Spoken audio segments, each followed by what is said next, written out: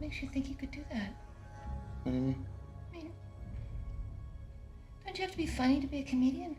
Throughout the history of comic books, one of the most enduring and iconic villains has been Batman's arch nemesis, the Joker. Dubbed the Clown Prince of Crime, the Joker first appeared in Batman #1 in April 1940 as his ultimate foil. Since his initial appearance, the Joker has remained one of the most popular and iconic villains in comic book history. The character was first brought to life by Cesar Romero in the 60s Batman television series and Batman the movie. More than 20 years later, Academy Award winner Jack Nicholson would don the makeup in Tim Burton's 1989 film, Batman. In 2008, the late Heath Ledger won an Oscar for his career-defining portrayal of the Joker in The Dark Knight. While Jared Leto did the character wrong in 2016's Suicide Squad, filmmaker Todd Phillips pitched a dark Joker character study. 3 years later, we have the 2019 dramatic thriller, Joker. In the crime-ridden city of Gotham, Arthur Fleck, Joaquin Phoenix, has been having a tough time getting by in life.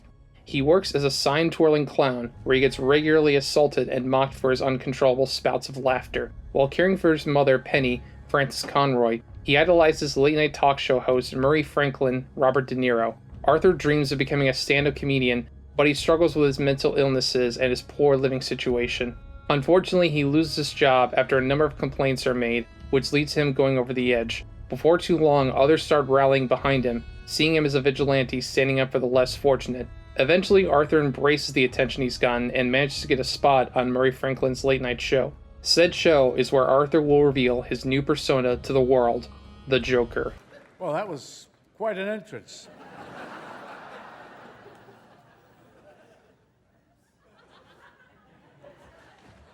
You okay?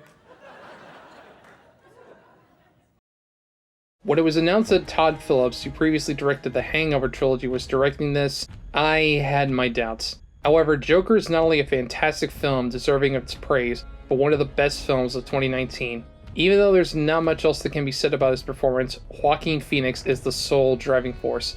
As controversial as it sounds, I personally feel that his performance might give Heath Ledger's a run for its money. While both performances are radically different, Phoenix makes the Joker into an almost sympathetic and tragic figure, though not entirely. Even though you understand the situation, the movie never portrays any of his violent actions in a positive light. The film is more of a warning of what may happen if we don't take mental health seriously and ignore it. It's a powerful message that's especially relevant today. Surprisingly, Phillips' direction is very top-notch, having a style similar to a Martin Scorsese film from the 70s and 80s. Story-wise, the movie does have references to the Batman universe, but it's never distracting or detracts from the overall story.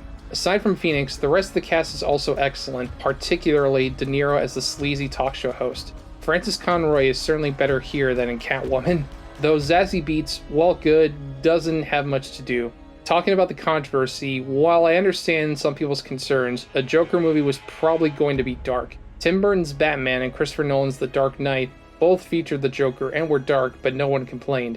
Still, if you're put up by more realistic violence and or fairly dark material, clearly you're not the right audience. But for everyone else, Joker is everything a movie about this character should be. You know what really makes me laugh? I used to think that my life was a tragedy. But now I realize it's a fucking comedy.